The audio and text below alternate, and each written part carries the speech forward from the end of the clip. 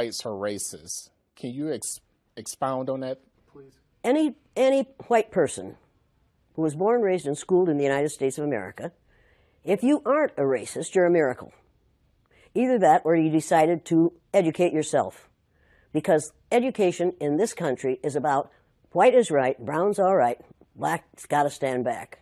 Yellow's mellow, but whites, we educate in a way that says that white males have done all the adventures, have made all the adventures, have done all the discovering, have made everything that is good and has been accomplished according to social studies, which is actually anti-social studies, by white males. It's a lie.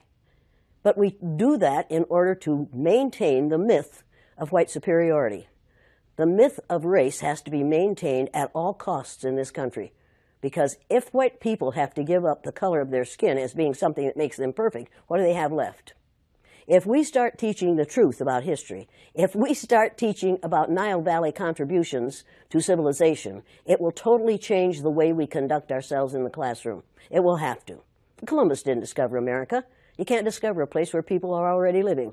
But we celebrate that every October. It's a lie. We need to get over. We need to stop telling the myths and start telling the truth. So when you tell people that they're racist, and it must have some kind of effect, because most people will say, I'm not racist. I'm not a racist. Why, some of my best friends are black. Right. Yeah, and then you say, name one. Or this one, I don't see color. And when some woman says to me, I don't see color, I say, I knew that. If you saw color, you wouldn't dye your hair that way. Or I say, if you saw color, you wouldn't wear that shirt with those pants. I believe that you don't see color. It's an attempt to deny skin color. And it's an attempt to deny what's wrong with seeing the color of my skin. Is it all right for you to see me kind of pink? That's okay for me. I don't mind. And I suspect that you don't mind being seen the color you are. You have a right to be what you are.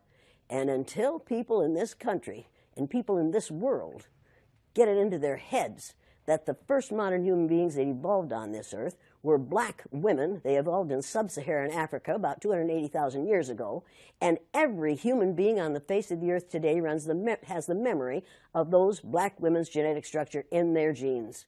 Now, we don't want to admit that, but that's the way it is. And as people moved farther and farther from the equator, their bodies produced less and less melanin, so their hair, their skin, and their eyes got lighter. As they moved into the east, they ate a lot of fish and a lot of vegetables, so their skin took on a different tone. I found that out when I was raising little kids. My husband worked in a supermarket. He was the head of the produce department.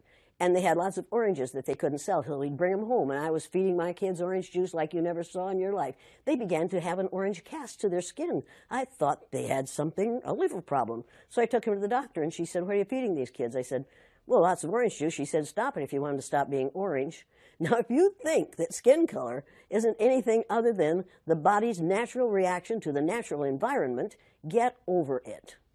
So if all white people are racist, according to you, can they be reprogrammed? Well, of course they can. Of course they can. How? Of course they can be. It's called education. I'm an educator. The word educator comes from the root duc dus, which means lead, the prefix e, which means out, the suffix ate, which means the act of, and the suffix or, which means one who does. An educator is one who is engaged in the act of leading people out of ignorance. Now, I know you can change them.